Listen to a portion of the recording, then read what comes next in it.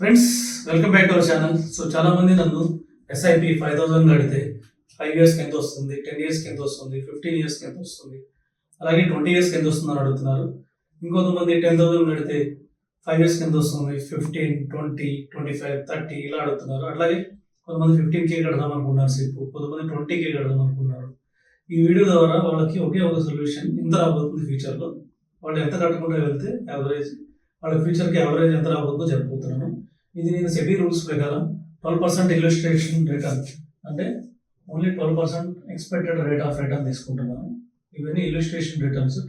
12% నేను ఏమనుకున్నానంటే మ్యూచువల్ ఫండ్లో equity funds ద్వారా లాంగ్ టర్మ్ ఇన్వెస్ట్ చేస్తే 12% రిటర్న్ వస్తుందని నేను ఎక్స్పెక్ట్ చేసి ఈ కంపారిజన్ మీకు 12% రిటర్న్ తోటి ఇస్తున్నాను. సపోజ్ 5,000 రూపీస్ మనం 5 ఇయర్స్ కానీ ఎవ్రీ మంత్ షిఫ్ట్ చేస్తే, కంటిన్యూగా చేస్తే మనకు వచ్చేది వచ్చేసి 4,12,432. ఇంతవరకు మనం పే చేసేది వచ్చేసి ఇయర్కి 24,000. 5,000 షిప్ అంటే ఇయర్కి ఆల్మోస్ట్ 60,000. 5 ఇయర్స్కి మనం 3 lakhs మనం పే చేస్తాం. 3 lakhs ఏమవుతుందంటే 4,12,000 అవుతుంది. అదే మనం 10 ఇయర్స్ చూస్తే మనం 60,000 ఇయర్లీ అంటే 6 lakhs మనం పే చేస్తాం. ఫండ్ వాల్యూ 11,61,696 రూపీస్ అవుతుంది. అదే 15 ఇయర్స్ సేమ్ 5,000 రూపీస్ షిఫ్ట్ చేసుకుంటా వెళ్తే మనకి 25,22,880 అవుతుంది. The rate of 12% return.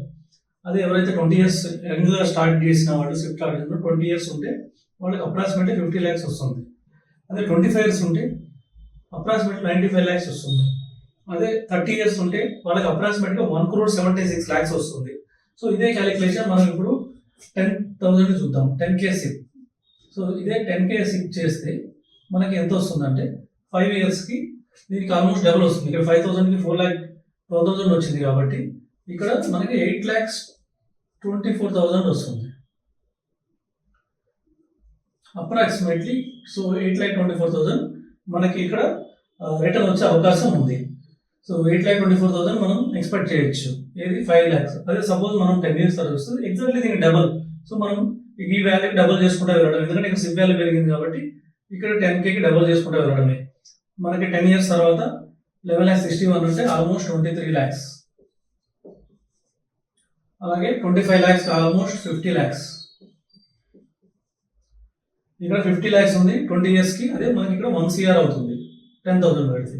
అదే 25 ఇయర్స్ తర్వాత మనం చూస్తే ఇక్కడ 95 ఉంది, ఇక్కడ 1.9 crore అవుతుంది. అది మనం 30 ఇయర్స్ తర్వాత చూస్తే ఇక్కడ 1.76 ఉంది కాబట్టి ఇక్కడ ఆల్మోస్ట్ 3.5 crore అయ్యే అవకాశం ఉంది మనం 10,000 ఎస్ఐపి చేస్తే. సో ఇలా మనం ఈజీగా క్యాలిక్యులేట్ చేసుకోవచ్చు. అదే సపోజ్ మనం 15K ఎస్ఐపి చేసామనుకోండి. 15K ఎస్ఐపి అంటే మనం దీన్ని 3 తోటి మల్టిప్లై చేస్తే సరిపోతుంది. అంటే 4 lakhs ఉంది కాబట్టి ఇక్కడ అప్రాక్సిమేట్లీ 12 lakhs. ఇక్కడ 11 lakhs ఉంది, దీనికి మల్టిప్లై విత్ 3 అంటే ఆల్మోస్ట్ 34 lakhs. అట్లాగే మనం 15 ఇయర్స్ తర్వాత చూస్తే 25 lakhs ఉంది కాబట్టి ఇక్కడ 75 lakhs. 50 lakhsకి 1.5 CR.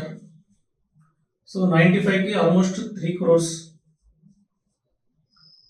30 ఇయర్స్ తర్వాత 1.7కి ఆల్మోస్ట్ 5.3 crores.